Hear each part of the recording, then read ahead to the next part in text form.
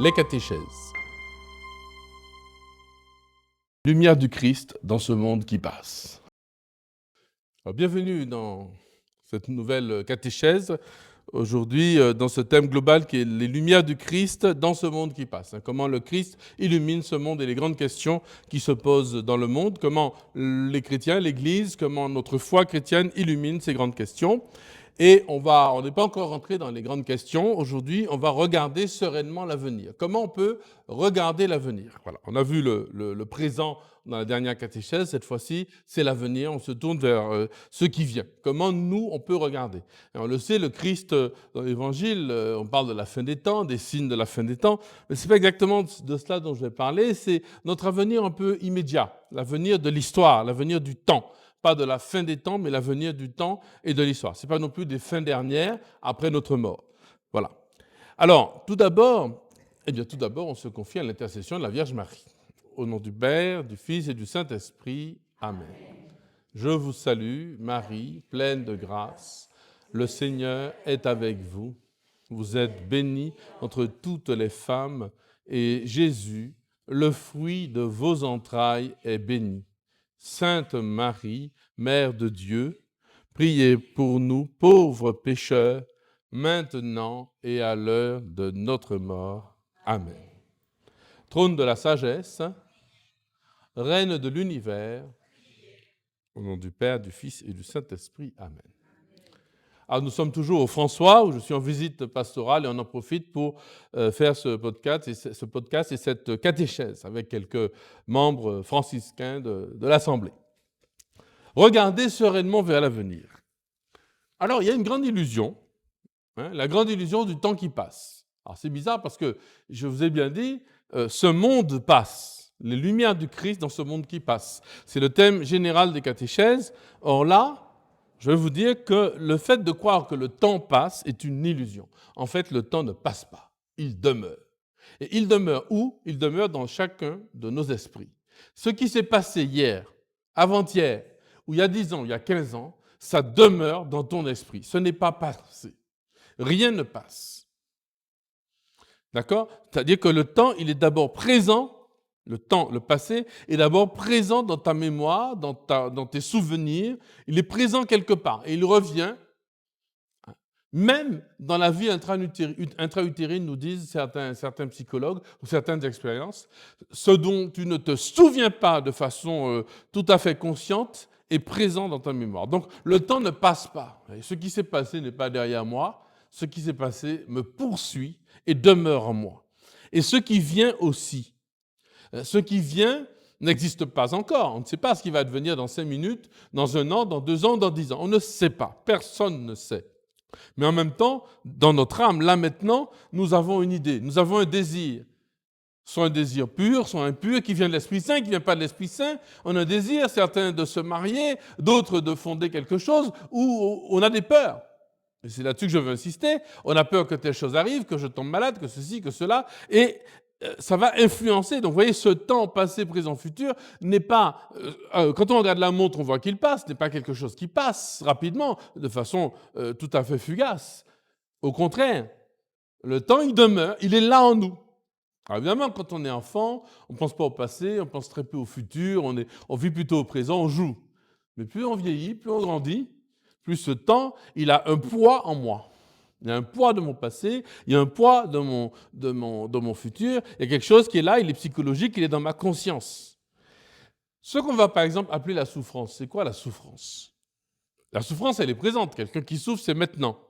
Mais ce sont des blessures du temps en moi, des malédictions du passé.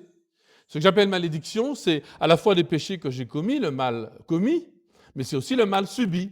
J'ai été abandonné, j'ai été mal aimé, ou j'ai été trop couvert, trop bichonné, ou mes parents voulaient absolument que je sois un demi-dieu, puis je ne le suis pas.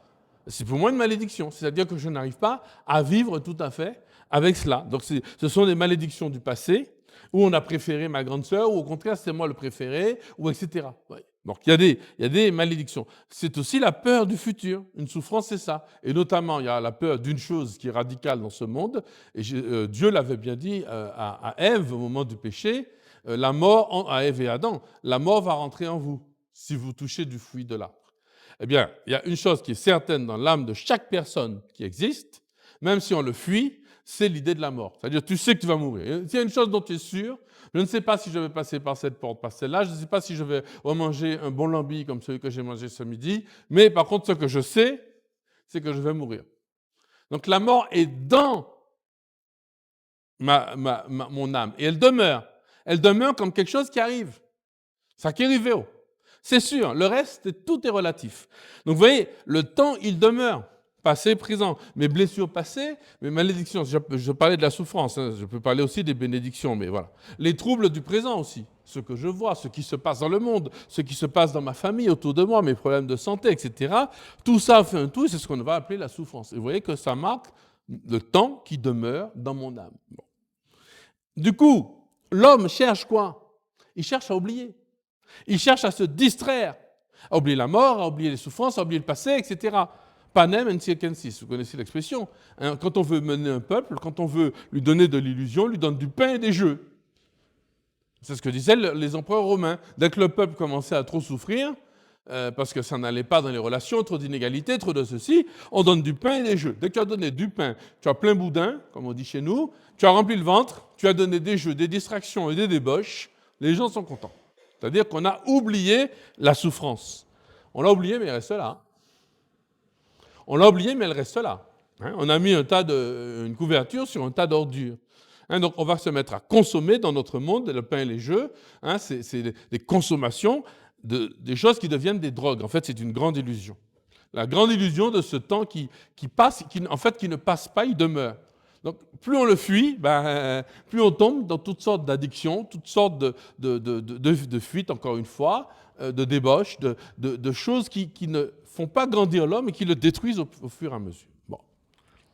Et notamment, l'un des puissants leviers, c'est la peur. Hein.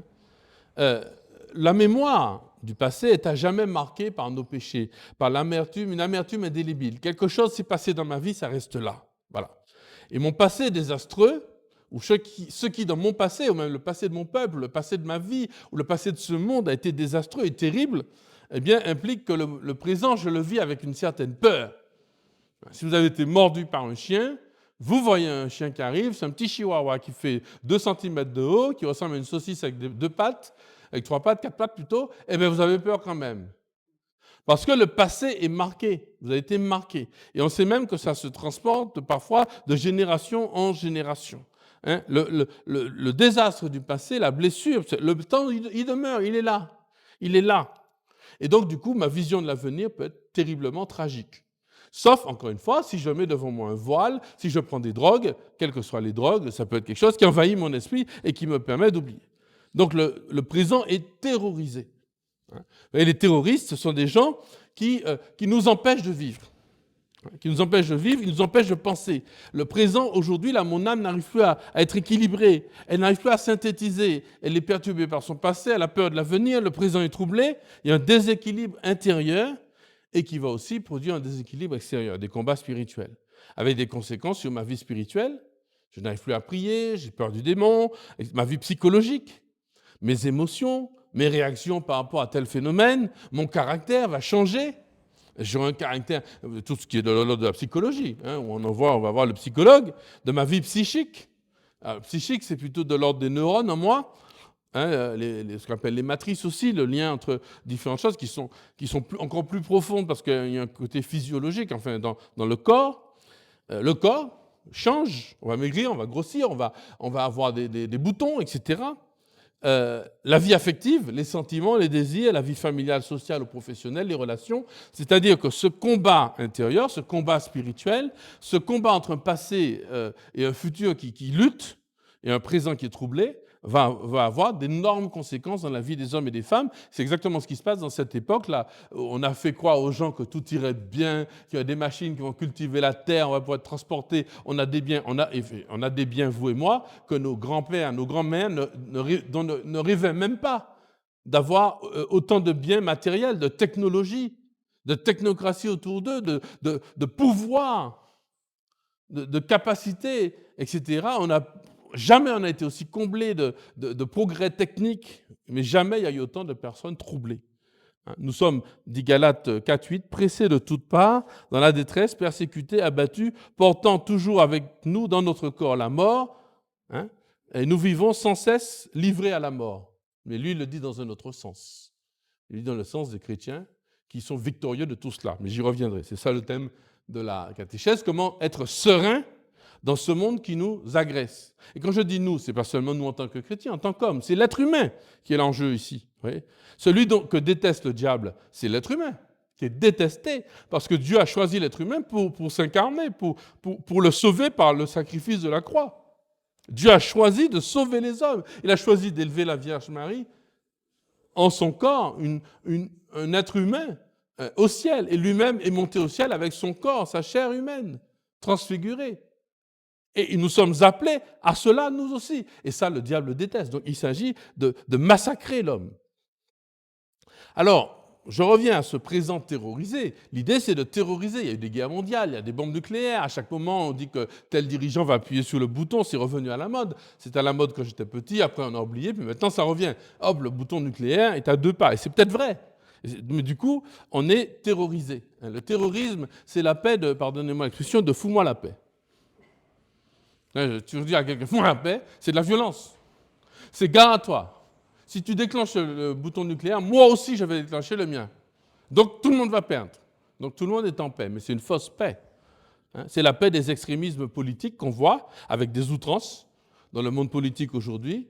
Des outrances allant jusqu'à la violence verbale, la violence physique même. On tue des gens pour des idées. On tue des gens. Ce n'est pas encore arrivé en France, je vous remercie. J'espère qu'en Martinique, ça n'arrivera pas, quoique dit quelqu'un dans l'Assemblée. Bon. C'est le règne des gourous, des faux prophètes, des complotistes, des violences verbales, des outrances, je l'ai dit, même parfois, à la fin, dans la société, dans le milieu professionnel, même dans l'église, tu arrives avec ton gilet pare-balles et ton taser. Parce que tu ne sais pas quel coup tu vas prendre et tu ne sais pas quel coup tu vas donner pour calmer celui-là. Bzz. Tu ne vas peut-être pas le tuer, mais tu vas le calmer. Tu as le taser, c'est le truc électrique là. Bzz, bzz, bon. Jamais vécu, mais... C'est le règne ce terrorisme, des absolutismes, des totalitarismes, ce que le pape François appelait l'impérialisme intellectuel ou culturel, comme le wokisme et le gender. C'est-à-dire, on te dit, tu n'as plus le droit de penser ça. Tu ne peux pas penser ça. C'est interdit. Vous voyez, c'est du totalitarisme.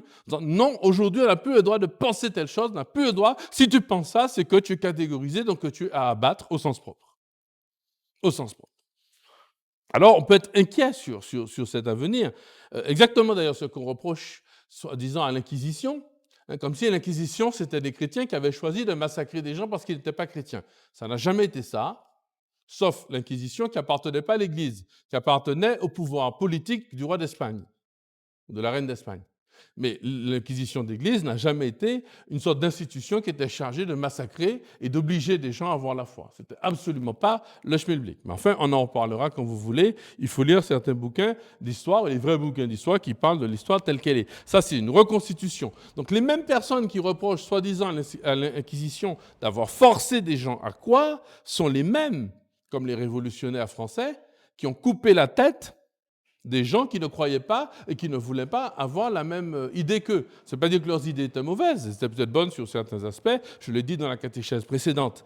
Mais on a coupé la tête, on a donné des balles de fusil à des gens qui ne pensaient pas. Donc il y a un terrorisme et il y a une peur qui s'installe, un équilibre, il y a une véritable terreur qui s'installe.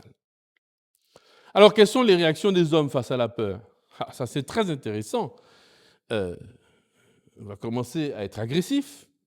La violence, parce qu'on va essayer de se défendre. On va caricaturer son propre avis. On a quelque chose à dire, mais on va le dire de façon violente.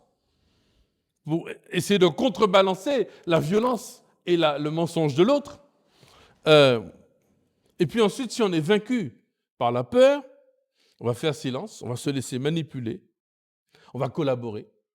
On va dénoncer, parce que c'est plus simple. Vous avez un tigre qui est là, le tigre vous dit, soit tu es mon copain, et tu massacres les autres avec moi, soit je te massacre.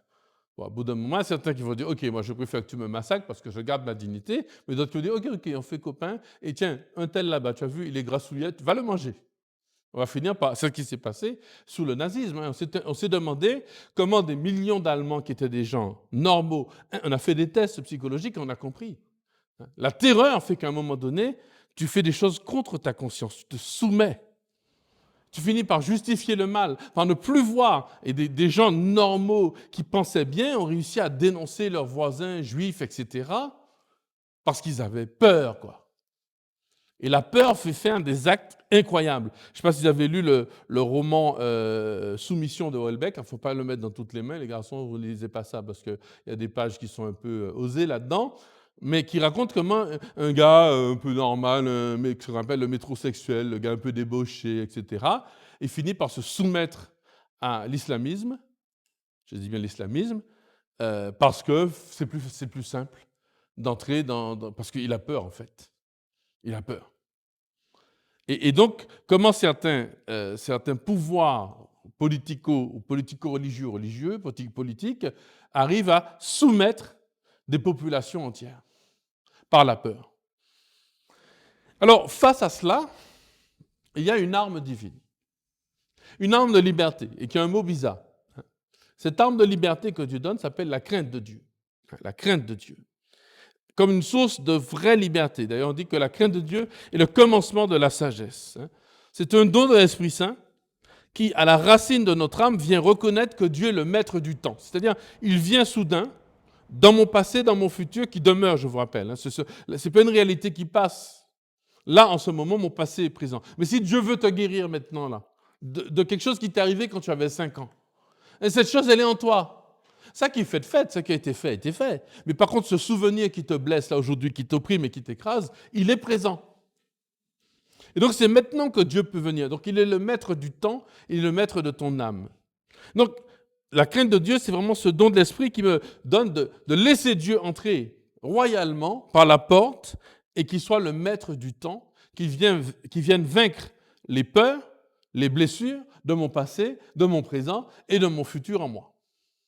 Dans mon esprit, dans mon âme. Ça va, ça, vous concevez, hein? Dieu soudain vient et il me rassure. Il est ma force, mon bouclier, mon rempart, mon roc. Vous savez, tous ces termes-là dont parle l'Écriture, eh bien c'est ça. Hein? Dieu est celui qui me rassure profondément, hein? Qui me rassure. Le respect, catéchisme de l'Église catholique au numéro 2144, le respect dû au mystère de Dieu lui-même et à toute réalité sacrée qu'il évoque. Hein? C'est un respect profond.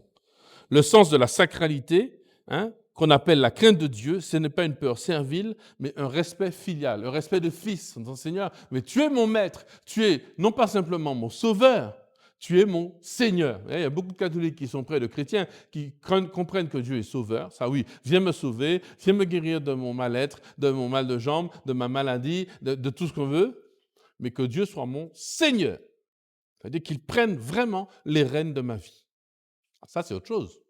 Je peux aimer mon médecin parce qu'il me guérit, parce que c'est un excellent médecin. Toutes les maladies que j'ai, tac, tout de suite, il trouve une solution. OK. Mais est-ce que je suis prêt à aller à l'épouser, ce médecin, hein, pour qu'il soit mon épouse ou mon époux?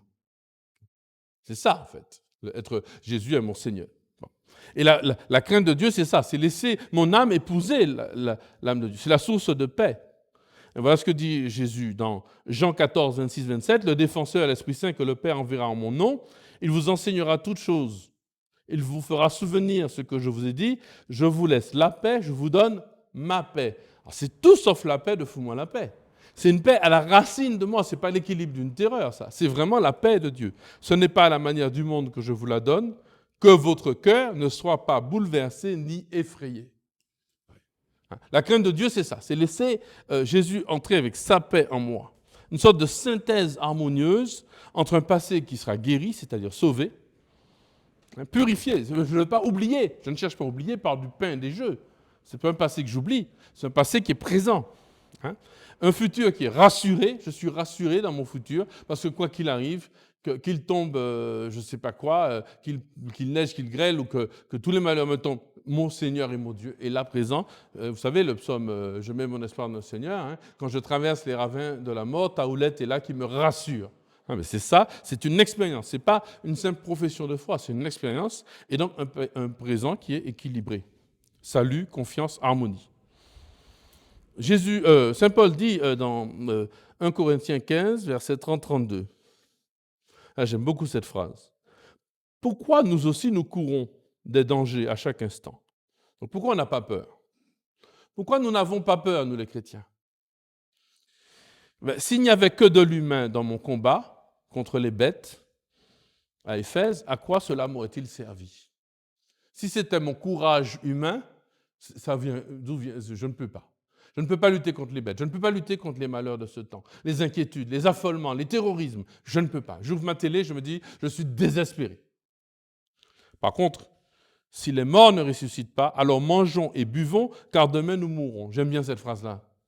Parce que si, on revient sur le pain et les jeux, s'il n'y a pas la résurrection des morts, si je ne crois pas dans l'annonce du kérigme, Jésus est venu, Jésus a vécu parmi nous, il a souffert sa passion, il est mort, il est ressuscité. Et il reviendra. Si je ne crois pas en ça profondément par toutes mes tripes, eh bien tout va m'écraser. Et là, comme dit saint Paul aussi, je serai écrasé, je serai dans la détresse, persécuté, abattu, ça c'est en Galates 4:8. Je vais porter la mort en moi, je serai écrasé par tout ça.